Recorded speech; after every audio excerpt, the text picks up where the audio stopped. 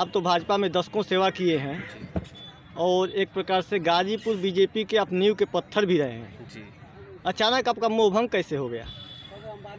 देखिए, जब बच्चा पैदा होता है तो बड़ा होने की आकांक्षा रखता है और माता पिता से उसका एक स्वार्थ होता है कि मुझे कुछ मिले। और जब बच्चों को नहीं मिलता है कुछ तो बच्चा एक अलग रास्ता अपनाता है। तो मैंने भी पार्टी की सेवा की, बीजेपी की 10 साल लगभग, और मेरी भी आकांक्षा थी कि मैं किसी विधानसभा का या लोकसभा का प्रतिनिधित्व करूँ।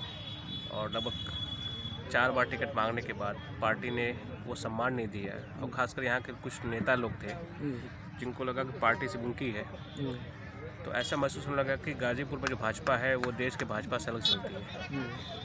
तो ये सोच निर्णय लिया गया कि जब यहाँ के भाजपा के लोग सिर्फ देश के भाजपा से मतलब नहीं है तो इनके साथ काम नहीं कर सकता। इसलिए मैंने भारी मन से पार्टी छोड़ा और बहुजन समाज पार्टी का दामन थामा और जंगीपुर विधानसभा से आने वाले चुनाव में 2022 में यहाँ चुनाव लड़ूंगा। जंगीपुर विधानसभा से लड़ रहे हैं आप? तो बिल्कुल। यहाँ पर तो जाति समीकरण थोड़ा सा अलग है। जी जी। यहाँ पर यादव बाहुल्य हैं। जी। ऐसे में आप इस चक्रव्यूह को कैसे तोड़ेंगे? अर्जुन हूँ तो चक्र तोड़ ही दूंगा। जी जी। और मैं चुनाव जात के हिसाब से लड़ने नहीं आया हूँ। मैं चुनाव जनता के लिए और जनता के साथ लड़ने आया हूँ। और उस जनता का कोई धर्म कोई जात नहीं होता, वो सबकी है। अगर मैं जनता को पसंद आता हूँ तो जनता सिर्फ किसी क्षत्रिय या हरिजन या ब्राह्मण या भूमिहार नहीं हुई, वो जनता पूरी जंगीपुर जनता होगी। तो मैं जनता को जात पात में नहीं बांटता। उसी तरह से वोट भी पड़ेंगे तो सारे धर्मों से, सारे जातियों से पड़ेंगे। आपके लिए एक प्लस है जी जी कि मनीष पांडे यहाँ से चुनाव लड़े थे बीएसपी से। जी जी। सिर्फ 4,500 मतों से हारे थे। जी। हालांकि वो केवल चुनाव में ही आते हैं यहाँ पर क्षेत्र में। जी। और आप तो हमेशा इस क्षेत्र से जुड़े हुए हैं। जी। तो मुख्य मुद्दा चैनल आपको शुभकामना देता है कि आप इसमें सफल होंगे। धन्यवाद। आप इसमें क्या कहना चाहेंगे? देखिए, मैं जब भी पेशे से डॉक्टर हूँ जी।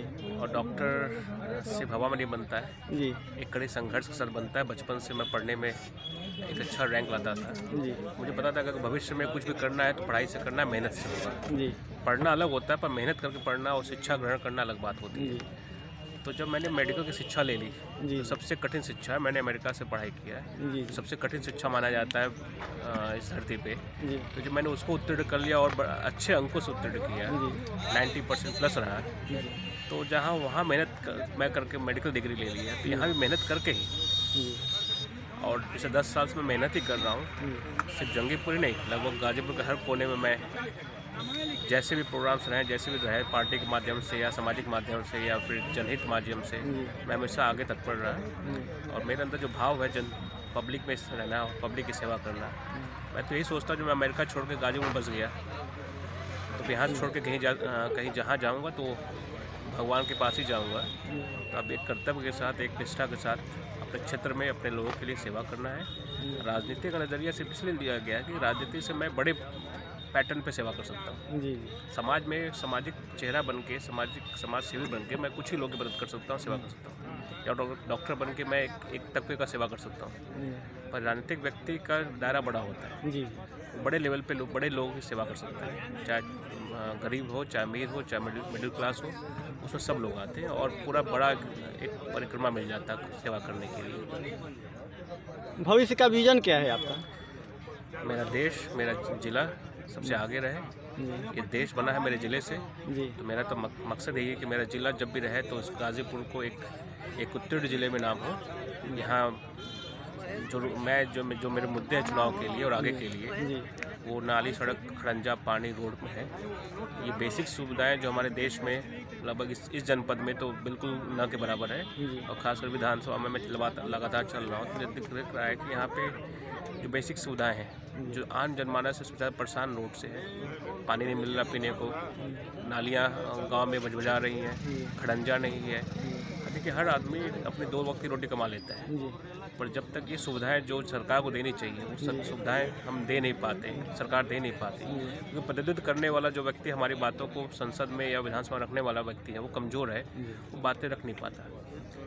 लड़ाई लड़ने वाला चाहिए, जो अपने के लिए लड़े, समाज के लिए लड़े और अपने क्षेत्र के लिए लड़े। और ये मेरा विज़न ये है कि मेरा क्षेत्र, मेरा जनपद, मेरा देश हमेशा अव्वल रहे, नंबर 1 पे रहे। डॉक्टर साहब, एक बहुत ही मार्मिक प्रश्न उठा रहा हूँ आपके जी सामने। जी हमारे देश के किसान, जी देखिए, मजदूरी बढ़ गई, जी 200 से 400 हो गया, जी यूरिया का दाम बढ़ गया, जी। बिजली का बिल बढ़ गया, जी डीजल बढ़ गया, पेट्रोल बढ़ गया, सब कुछ बढ़ गया, सारे खर्च बढ़ गया। जी लेकिन आज भी गेहूँ 1400 और धान 1600 बिक रहा है मार्केट में। बिल्कुल। तो किसानों के बारे में आप क्या कहना चाहेंगे, कैसे इन लोगों का उत्थान होगा? देखिए, मैं भी एक किसान परिवार से हूँ। मेरे पिताजी भी बहुत अच्छी किसानी करते हैं, लगभग 100 बीघे का किसानी करते हैं इस उम्र में भी, 80 साल के हो गए। और चूँकि हम 100 बीघे करते हैं तो हमको पता चलता है कि इसमें कितना मेहनत लगता है, कितना खर्च लगता है। और यहाँ तो गांव-गांव में सब बिस्से में खेती करते हैं, बिस्से से बीघे में खेती करते हैं, बीघे से एकड़ों में खेती करते हैं। तो मैं तो हमेशा पक्षधर हूँ कि किसान, चूँकि किसान भरित देश है ये, यहाँ 70% किसान रहते हैं और गांव में रहते हैं। और जब तक अन्नदाता किसान सुखी नहीं रहेगा तब तक हम उसकी कल्पना नहीं कर सकते। जिस तरह पार्ले जी का दाम फिक्स है, MRP पे है, उस तरह से गेहूँ और धान का भी एक MRP होना चाहिए कि वो किसान पे डिपेंड करे कि वो 25 का बेचे, चाहे 5000 बेचे, चाहे वो फ्री में दे दे। इस पर किसी सरकार का नियंत्रण होना चाहिए। सरकार अगर नियंत्रण लाती है तो वो एक मूल्य निर्धारित करे कि कम से कम इससे नीचे कोई भी खरीदे नहीं, और खरीदता तो गैर कानूनी हो। अभी जो किसान आंदोलन चल रहा है, मैं उसके पक्ष में इसीलिए हूँ, मैं पक्ष में कि किसानों के भलाई के लिए जो रेट होना चाहिए वो रेट सार्वजनिक होने चाहिए। और हर वो, चाहे गाजीपुर के सुगल में हो, चाहे कर्नाटका के किसी गांव में हो, एक रेट होना चाहिए। जब एक देश एक विधान की बात करते हैं तो किसानों के लिए भी हम एक रेट, एक मंडी की बात करते हैं कि किसान का उपज जो है, मूलतः धान और गेहूँ है, जिससे देखा जाए कि सब्जी उगाने वाले किसान, उनका रेट सरकार ने फिक्स नहीं किया। वो कभी सब्जी सस्ती होती है, कभी बहुत महंगी हो जाती है, तो उनका तो चल जाता है। पर धान उगाने वाले, गेहूँ उगाने वाले, दाल उगाने वाले किसान आज भी मर रहे हैं।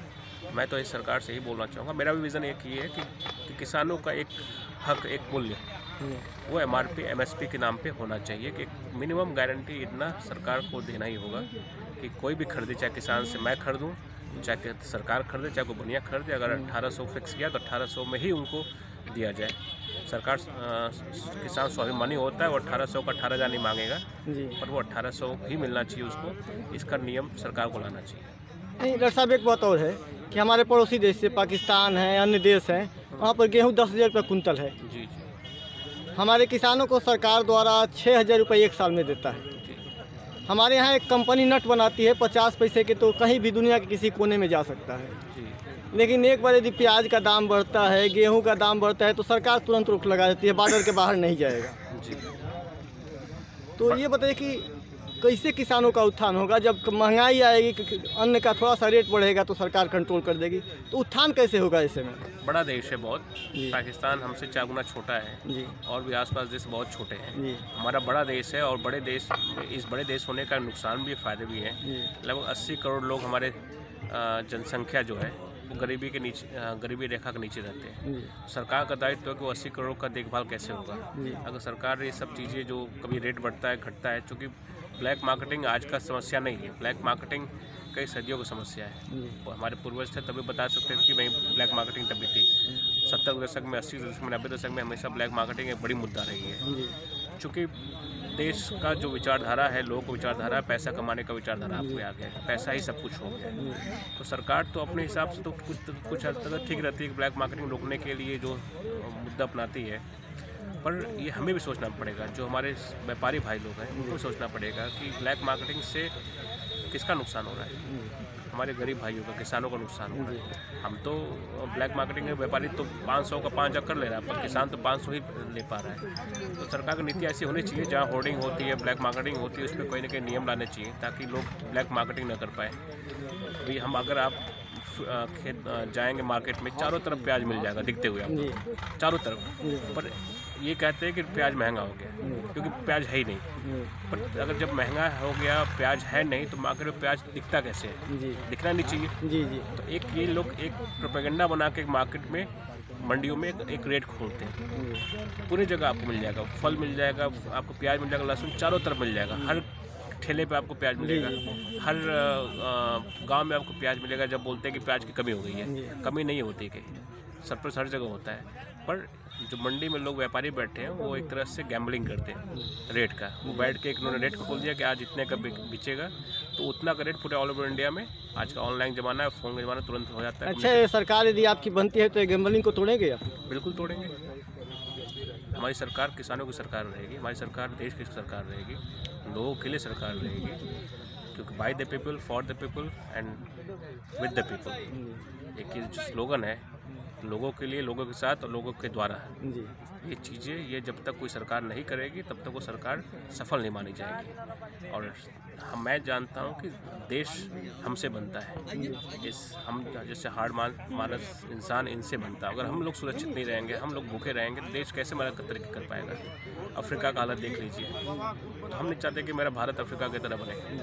तो किसानों को आगे आना पड़ेगा, किसानों के लिए सोचना पड़ेगा, किसानों को एक मूल्य देना पड़ेगा, क्योंकि किसान के भी परिवार है। जो परिवार मेरा है, तो किसान के भी 4 बच्चे होंगे, पत्नी होंगी, परिवार होगा, बेटियां होंगी, शादी होगी, एजुकेशन के लिए, तो उनका परिवार है। तो सरकार को किसानों के प्रति एक संवेदनशील योजनाएं लानी चाहिए, ताकि किसान का उत्थान हो, देश का उत्थान हो। डॉक्टर साहब, एक आखिरी सवाल हो जी। आपका हॉस्पिटल सैदपुर में है, बालकिन हॉस्पिटल जी जी। क्या जंगीपुर विधानसभा में भी कोई सुविधा देंगे यहाँ की जनता को?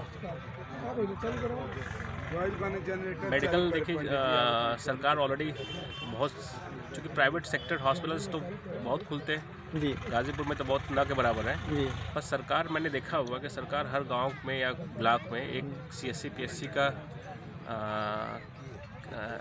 पहले से ही हुआ है। नहीं डॉक्टर साहब, व्यक्तिगत रूप से आप अपने तरफ से कोई सुविधा मुहैया कराएंगे जंगीपुर विधानसभा में? बिल्कुल कराएंगे। अगर यहाँ के लोगों ने चाहा जी, और अगर वो लोग जानते हैं कि अगर अस्पताल चाहिए प्राइवेट लेवल पे या कुछ ऐसी जो चीज़ जो जिसमें मैं खुद इन्वॉल्व हूँ, तो बिल्कुल मैं खुश हूँ। मैं तो चाहता हूँ कि मेरे अस्पताल पे लोग भीड़ लगाएं। मैं कम से कम रेट में क्षेत्र की सेवा करना चाहता हूँ। मैं तो चैलेंज के साथ बोल सकता हूँ कि मेरे अस्पताल में हम लोग वो काम करते हैं जो यहाँ गाज़ीपुर में कोई सोच भी नहीं सकता, और जिस रेट पे काम करता है वो तो किसी कल्पना से परे है। तो मेरा मकसद ही था अस्पताल खोलने का सैदपुर में, कि चूँकि मैं गरीब क्षेत्र का निवासी हूँ, मैं सक्षम हूँ और मेरे लोग सक्षम नहीं हैं। मैंने यही सोच के सैदपुर अस्पताल खोला कि कम से कम में मैं कैसे लोगों की सेवा कर सकूँ। और मैं जंगीपुर का जब भी प्रतिनिधित्व करूँगा तो मैं यही चाहूँगा कि यहाँ भी वही चीज़ें मैं जो सैदपुर में कर रहा हूँ जंगीपुर के लिए भी करूँ। मेरा नेटवर्किंग, मेरा जो विज़न है समाज की एक अच्छी सोच के लिए, समाज के लिए है। तो अगर आगे चल के अगर कोई चाहा कि नहीं यहाँ पे अस्पताल खोलना चाहेगा, मैं करूँगा भी। मैं चूँकि मेडिकल फील्ड से हूँ और मुझे पता है कि सबसे ज़्यादा ज़रूरत आज के समय होती है तो अस्पतालों की होती है।